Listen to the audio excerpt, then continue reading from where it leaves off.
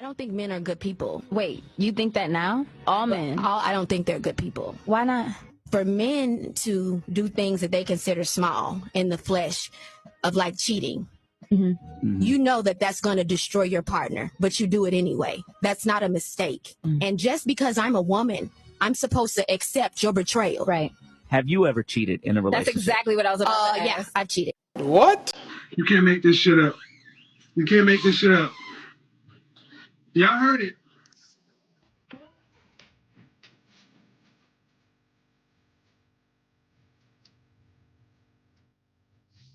This is what men are talking about when women that make bad choices are unwilling to take any accountability. This is such a good example because she's upset at her ex-boyfriend who lured her out of her good marriage for cheating on her. When, correct me if I'm wrong, you did the same exact thing to your ex-husband. Maybe there's some nuances here. Maybe she didn't get physical with her ex-boyfriend when she was still in the marriage with her husband, but you were at the very least emotionally cheating on him. Because if you weren't, you wouldn't have been able to be lured. So one, you did the same exact thing to a man that you are now trying to gain sympathy from a man doing to you. Two, we all know that there's a double standard here because if a man came on here telling the same story, there would be 000 sympathy. And three, this is as old as a story as it gets. You thought the grass would be greener and it wasn't. That's on you. That is completely all 100% your fault. And I don't think there's any greater ending. Like the real winner here is obviously the ex-husband.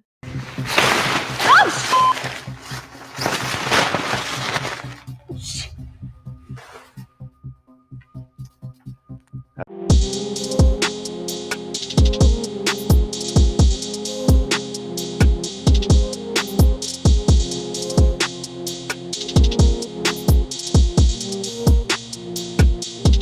What's going on YouTube? It's your boy Ron back with another video. If you're new to the platform, welcome to the tribe. By the end of this video, I hope you subscribe.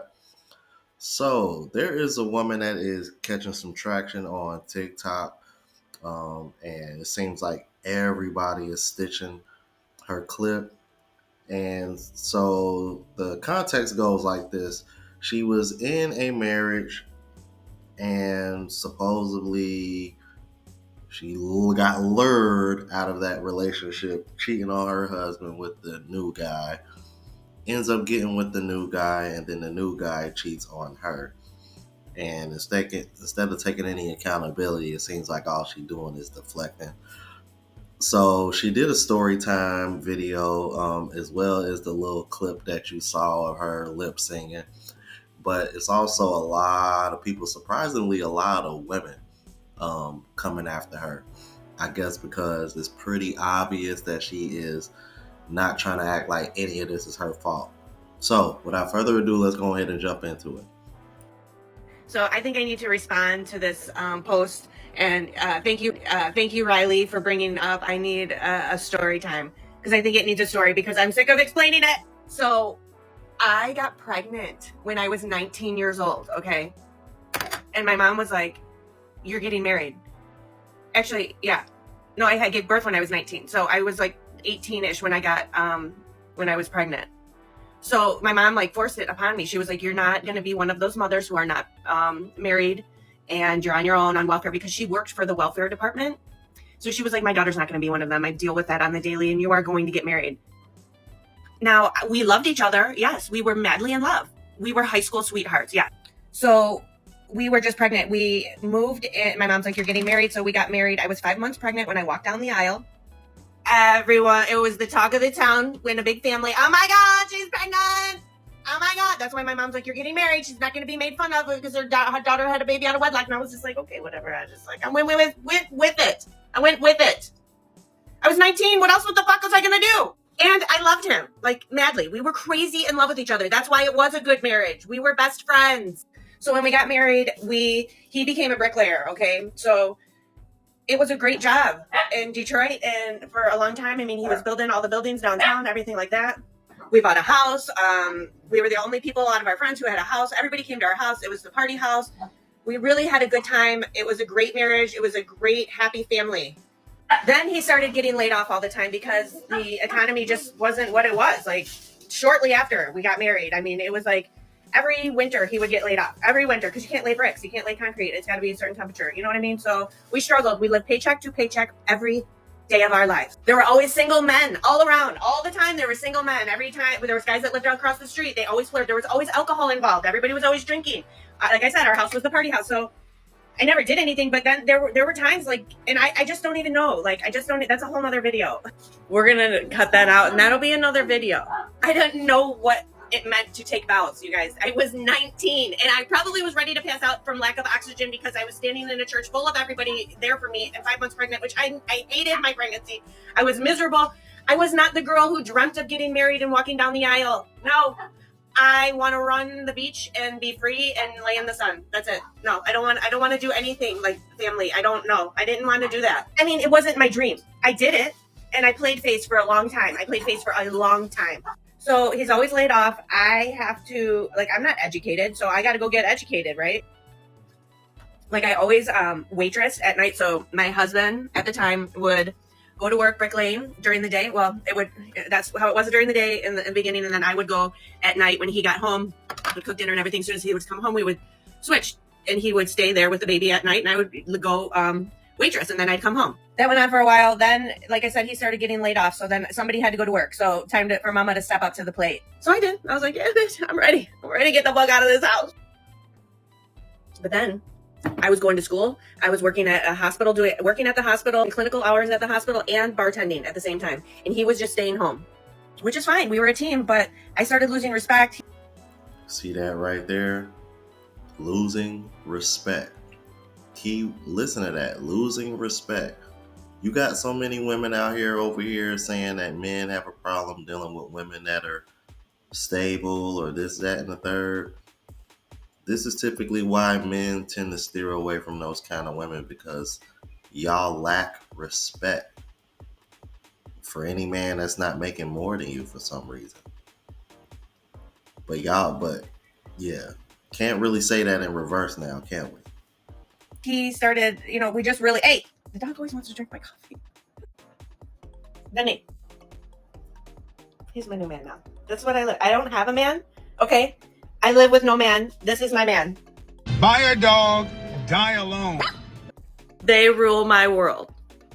We just broke apart. It was getting bad. And I had resentment. And there was this guy at my new job who would not stop flirting with me. And he was tall, dark, and handsome. And he said all the right things. And it was the new job I was getting into. And he was like the best at that job. And I just watched him and learned from him every day. And I just was enamored by him.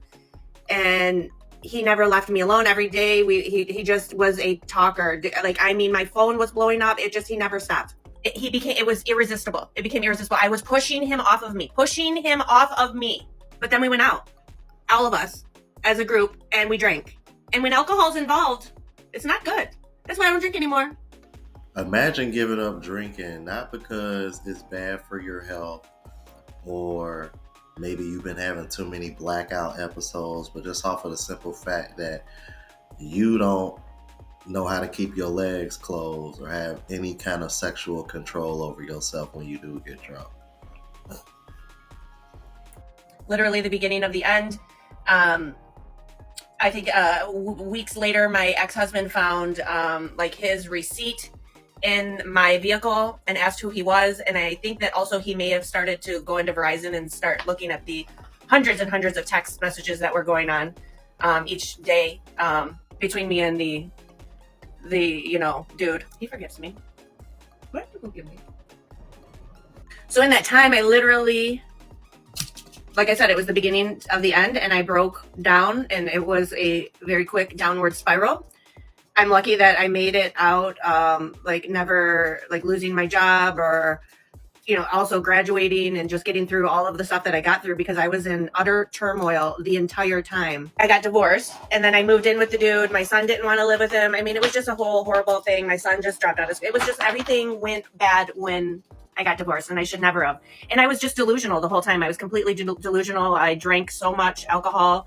I could not make decisions properly. My family would not interact with me anymore because I was making such wrong decisions. Nobody liked the guy that I was dating.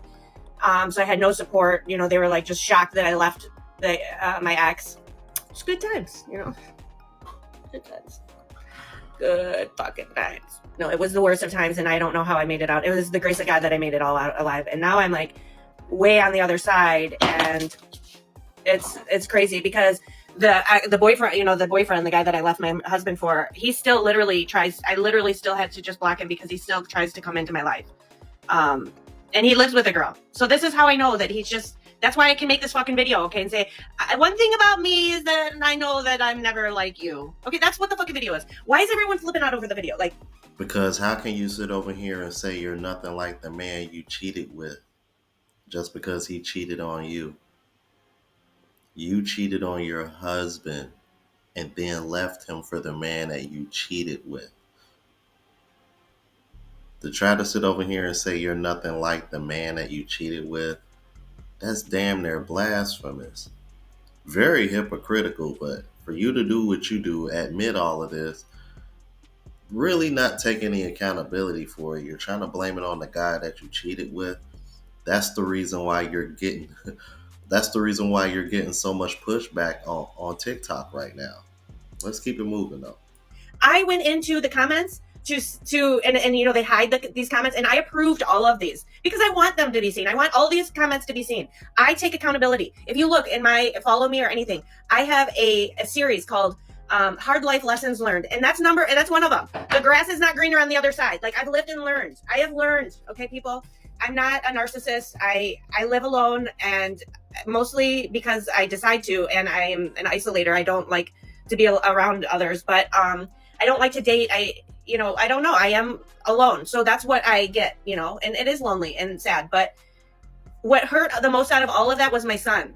And that's why I would have stayed. Okay. Because mothers should, you know, you should give of yourself for your children. And I was only thinking of myself. I was very selfish and drunk and stupid. But now I'm on the other side. Now I'm getting emotional, but there you go, Riley. And did y'all hear what she said at the end? She basically just admitted to putting her happiness before the family. Y'all know how the saying goes: a man will sacrifice his happiness for the marriage.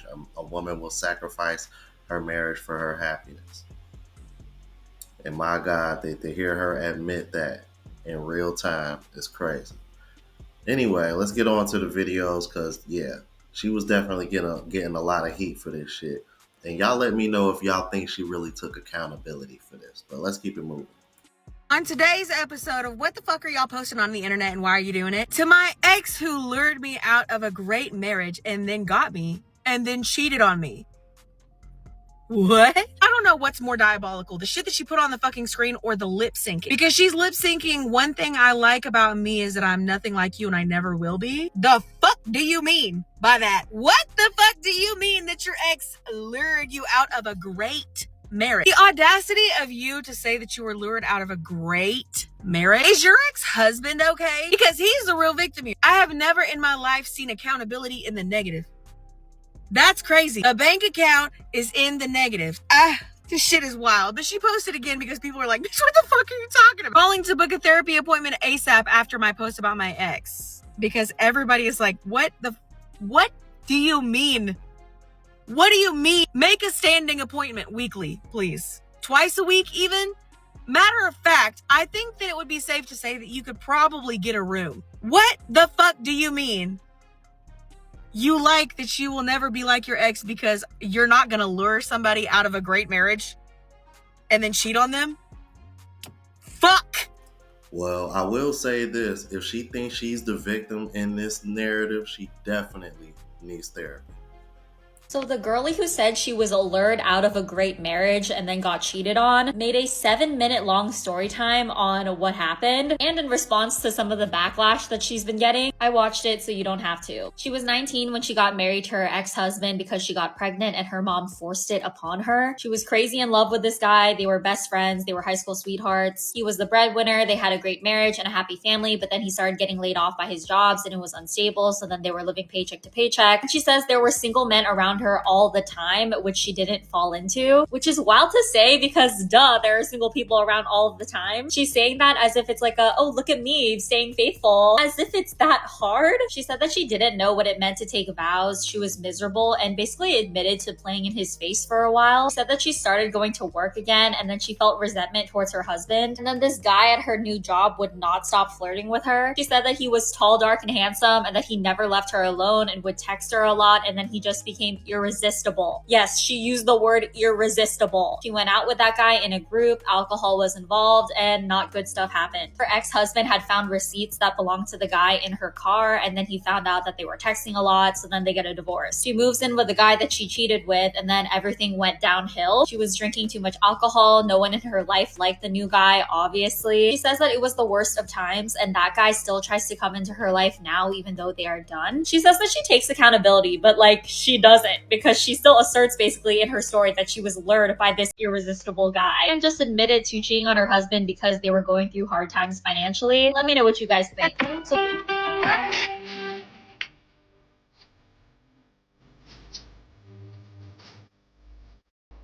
I think the song choice is interesting because you act as if that man is the only one who's a cheater. Honey, you cheat on your husband too. You act as if this man hogtied and dragged you out of your happy marriage. No, you went willingly. This is what it looks like when someone refuses to take responsibility and accountability for their own actions. Nobody made you cheat. You wanted to. None of this happened to you. This happened with you, meaning you were an active participant in exactly where you are. You thought you were different. You thought the grass was greener on the other side, but the truth is the grass is greener where you water it. Your marriage was already a good marriage, but you thought you could find better. That man taught you a valuable lesson, and that is if a man will cheat with you, he will cheat on you. You were asking the shirtless man for the shirt off his back. You're asking a cheater for faithfulness. He's allergic to faithfulness, and apparently it's contagious because you're allergic to it too. The fact that you seem like you genuinely believe that you're better than this man is amazing to me, because all he did was pull a you on you. Now, to be honest with you, that last woman, I was surprised that that was her reaction or her take on the situation, because she's usually on the side of women no matter what. But I have noticed ever since, I'm not going to say I'm responsible for this, but ever since I made a video about her months ago and other guys was bringing this to the attention of the space, the fact that that woman talks the way she does about men even though she's married, ever since, because there was other content creators that reacted to that as well. Ever since then, all her takes on women and men have been a lot more balanced. You're starting to see her hold women accountable a little bit more ever since she got exposed for putting out that kind of content, even though you got a whole ass husband at home. Let's keep it moving.